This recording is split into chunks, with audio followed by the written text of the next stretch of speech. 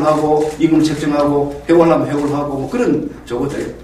그런데 이와 같은 이 구조조정은 특히 뭐 노동시장의 구조조정은 그 이후에 지금까지 한국 사회에 특히 노조의 어떤 우위상이라든가 그 다음에 노동시장의 어떤 그런 불안정성이라든가 임금 수준의 그 모든 것을 사실 결정하는 굉장히 중요한 출발점이 되어왔던 것이죠. 그러다 보니까 그 이후에 이제 나타나는 이 노동시장의 문제는 뭐 고용의 불안정이라든가 소득 불평등 문제 뭐 이런 이제 문제가 계속 나타나고 있습니다. 전반적으로 이제 노동 관계가 노사 관계가 파편화되고 특히 이제 정규직과 비정규직 간에 임금 불평등이 이제 심화되는 이제 가운데 우리나라 전체 이 국민 소득에서 노동이 차지하는 근로자가 차지하는 이 소득 부분이 상대적으로 줍니다. 다시 말해서 우리 사회에서 부를 100을 만들었다면 예컨대 50에서 이제 100으로 이제 증가했다면 그게 사회 계층별로 골고루 나눠 가져야 되는데 노동이 귀한 만큼 그 몫을 안 가져가는 쉽게 말해서 노동의 어떤 배분율이 이제 노동소득 배분율이 떨어지는 이런 이제 현상이 아주 두드러지게 나타났죠. 그렇게 해서 2001년부터 12년 사이에 기업의 이윤 몫은 우리 전체 국민 소득에서 26%에서 31%로 증가를 합니다만 그게 증가하는 만큼 노동소득은 줄 수밖에 없는데 노동소득 중에서 근로소득 중에서도 정규직 몫은 줄고 비정규직이면은 이 세 수치가 바로 98년 이후에 노동시장의 유연화가 가져온 결과를 지박해내는 가장 중요한 저는 지표라고 보고 있습니다. 그래서 현재 지금 이 노동자들의 어떤 삶이라는 것은 상당히 이제 상대적으로 어려운데요. 이렇게 그 노동자들의 어떤 지위라든가 이 어떤 사회적인 어떤 그런 목소리 이런 것이 뭐 우리나라 노동 상당히 세죠. 그동안 방송 노동이 대표적인 하나 그 예로서 늘 이야기했었는데 사실 겉으로만 하려 했지 실제 이 그 노동자들의 그 집단 교섭력을 보게 되면 다 현저하게 저하되고 약화되는 이런 이제 과정을 계속 우리가 겪어왔다는 것을 알 수 있습니다. 특히 이제 노사정 합의를 바탕으로 해서 노동개혁을 이제 제대로 이루지 못한 것도 결국 이제 이 기울어진 운동장에서 두 주체가 협상하면서 생긴 이제 결과로 보고요. 그러다 보니까 노동정책이 나와도 노동자의 이익을 제대로 반영하는 그런 정책보다는 사측의 이익을 주로 반영하는 그런 정책들이 계속 이제 발표되어 왔다는 것을 이렇게 우리가 이해를 할 수 있습니다. 우리 지금 그만 이제 자리에서 물러난 우리 박근혜 전 대통령도 이 대선 후보로 나설 때는 여러 가지 화려한 노동 분야의 공약을 내세웠습니다. 상당히 친노동적인 공약들을 많이 하셨습니다만 실제 성과는 별로 없어요. 성과는 별로 없고 오히려 더 상황은 악화됐다고 이제 저희들은 이제 보고 있습니다. 그래서 현재 지금 이제 그런 과정의 이제 결과로서 우리 노동시장은 현재 고용 불안정, 그다음에 소득 불평등, 노사관계 파편화 뭐 이런 등등으로 특징을 이제 잡아낼 수 있는데요. 지금 고용 불안정 같은 경우에는 초단기 근속하는 노동자들의 비율이 굉장히 많습니다. 세계적으로 보더라도 우리나라 노동자들이 직장에 취직해서 근무하는 그 기간이 가장 짧습니다. 그래 이제 노동의 유연화에 의해서 그만큼 이제 고용이 됐다가 다시 이제 퇴출이 되고 또 이제 고용이 이루어지고 하는 그런 것에 어떤 상태를 지칭하는 것인데요. 저도 이제 우리 학교에서 학생들을 강의할 때 너네들 이제 취직하면 말이야 3년 내지 5년 뒤에 퇴임할 준비를 하면서 해야 된다. 그러면 매 5년마다 한 번씩 한다 하더라도 30대 직장 들어가가지고 60대 나온다 치면 30년 동안 5년마다 한 번씩 6번을 들어갔다 나갔다 해야 됩니다. 굉장히 피곤할 사람이에요. 그 중에서 시장 경영이 있는 놈은 진짜 승진해서 월급 많이 받을 거고 없는 놈은 이제 퇴력해가는 뭐 이제 그런 이제 것들이 바로 IMF 위기가 가져왔던 그 이후에 우리나라 노동시장의 어떤 변화의 굉장히 중요한 모습이라고 볼 수 있겠죠. 그래서 모든 지표들이 사실 제가 지금 이야기했던 그런 것들을 보여주고 있습니다.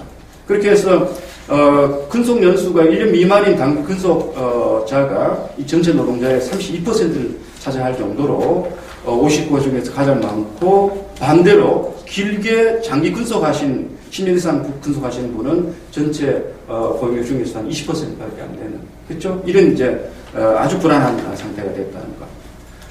그다음에 이제 비정규직이 이제 많다는 것도 여러분 너무 잘 아시죠? 특히 IMF 위기를 거치면서 정규직과 비정규직의 비율이 완전히 역전이 됩니다.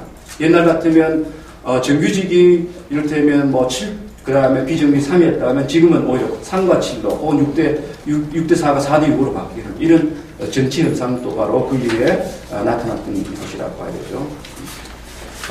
이런 것들이 결국 이제 소득 분배에 많은 이제 영향을 줬죠. 이를테면 2000년부터 2014년 사이 우리나라 이 경제 성장률, 연평균 성장률은 4.4%를 기록했습니다만 실질 임금 인상률은 1.4%에서 2.6%에 기록할 정도로 성장한 만큼에 가져가지 못하는 이런 이제 상황이 상대적으로 노동소득이 주는 중요한 이유라고 이제 보고 있습니다.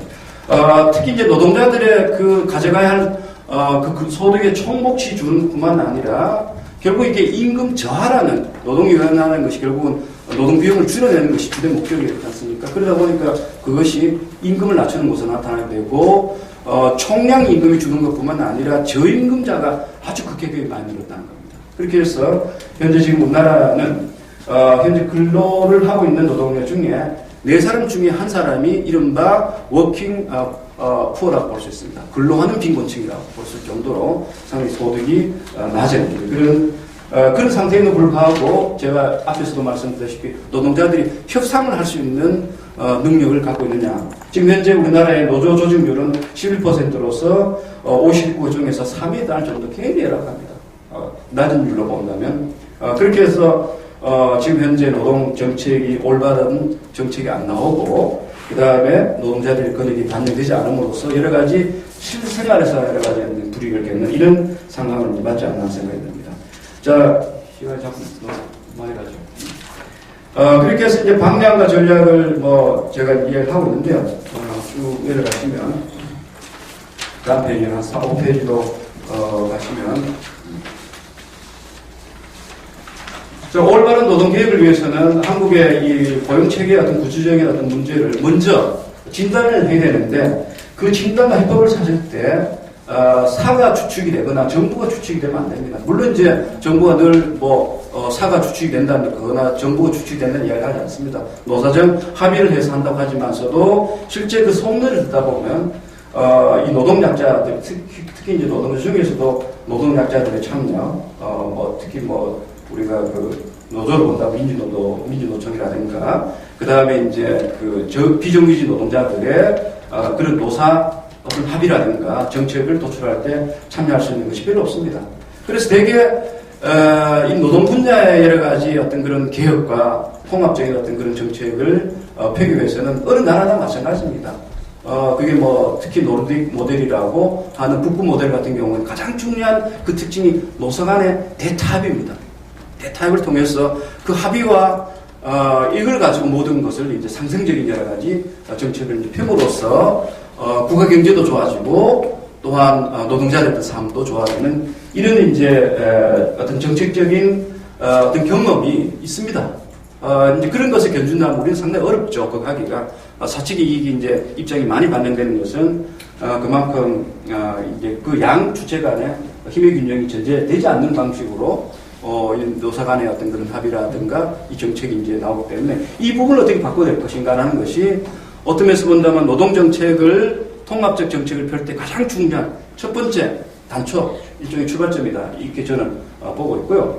그 다음에 이제 이걸 바탕으로 해서 단기적인 정책 과제로 넘어가게 된다면요. 요거는 제가 연구를 해서 말씀드리기보다는 이 분야 연구하신 분들의 의견을 제가 받아서 이렇게 제시를 한 건데요. 노사 통합을 위한 이른바 3대 과제가 있습니다. 3대 과제가 있는데요. 첫 번째는 일자리 창출이고요. 두 번째는 임금 정책이고, 세 번째는 그 노동 분야의 3대 불법을 해소하자, 일소하자라는 그런 3대 정책 과제가 있습니다. 일자리 정책이라는 것은 이를테면 현재 우리가 현행법대로 일주일에 그 노동 시간 52시간의 상간제를 우리가 제대로 적용하게 된다면 그 다음에 이제 임금 시간에 일을 많지 않습니까? 그런 사람들이 정규직으로 다 돌아올 수 있는 거예요. 그렇게 해서 우리가 늘릴 수 있는 일자리가 33만에서 한 58만 정도로 예측을 하고 있습니다. 그래서 이런 그 일자리 그 노동 시간의 조정을 통해서도 그만큼 우리 일자리 창출이 가능하고요. 그 다음에 지금 특히 대기업의 비정규직을 실제 이제 이제 길게 일하는 뭐 파견이라든 블루 파견에